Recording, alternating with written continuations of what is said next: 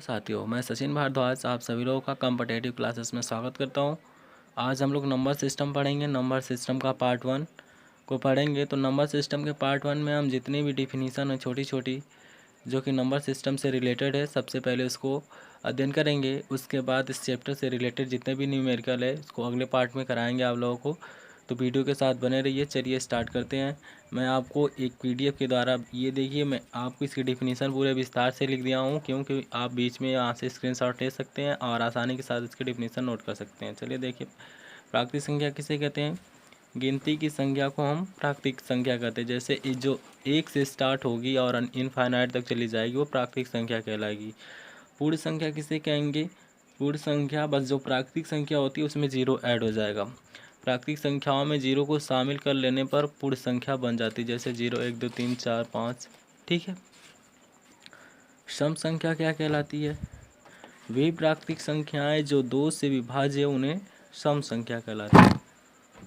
जो 2 से कटे वो सम संख्या कहलाती है, जैसे 2 4 6 8 10 12। ठीक है।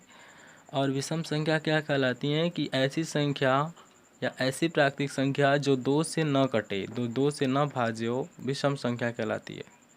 अभाज्य संख्या क्या कहलाती है?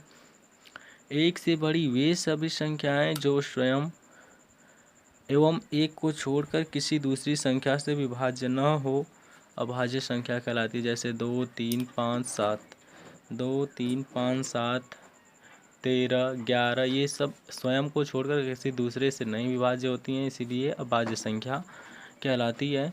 तो विषम संख्या और अभाज्य संख्या में यही अंतर है कि जो अभाज्य संख्या है वो केवल स्वयं और एक को छोड़कर किसी दूसरे से नहीं कटती हैं, लेकिन विषम संख्या स्वयं को छोड़कर किसी दूसरे से भी कट जाती हैं। ठीक है। एक होता है हमारा अभाज्य संख्या, को प्राइम नंबर। को प्राइम नंबर किसे कहते हैं? जब प्राकृतिक संख्याओं का महत्तम समापवर्तक एक हो, वह दोनों संख्याएं अभाज्य संख्या कहलाती है।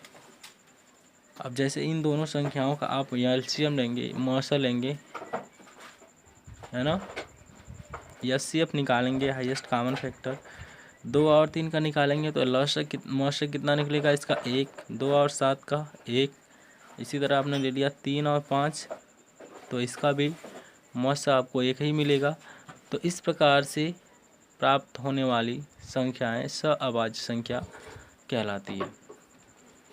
जैसे फार्मूला कुछ हम लोग याद कर ले रहे हैं। प्रथम n प्राकृतिक संख्याओं का योग, यदि देख दिया आपको लगातार n प्राकृतिक संख्या दे दिया, 1 2 3 4 डॉट डॉट डॉट n तक दे दिया, तो इसके लिए फार्मूला आपको यूज़ करना है n+1/2। ठीक है, n+1/2। जैसे आपको पूछ दिया कि प्रथम 10 संख्याओं का योग, प्रथम 10 संख्याओं का योग पूछ दिया इस तरह से। ठीक है। तो आप क्या करेंगे? देखा आपने n के जगह कितना है? n के जगह 10 है, तो आप इस फार्मूले में रखेंगे 10 धन 1/2।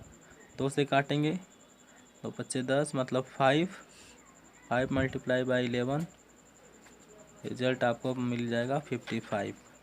तो इस फार्मूले से आप प्रथम 10 संख्याओं का योग आसानी से प्राप्त कर लेंगे।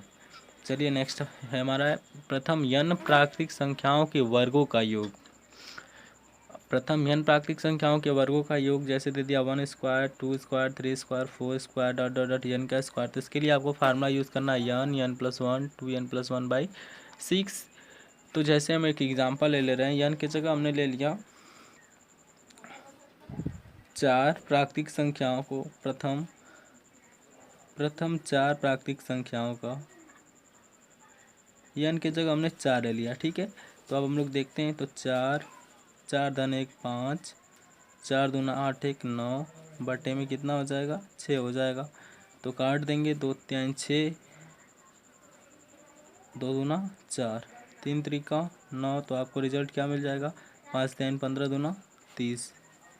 तो आपने देखा कि प्रथम 4 प्राकृतिक संख्याओं का वर्गों का योग कितना आपको मिला? 30 मिल गया।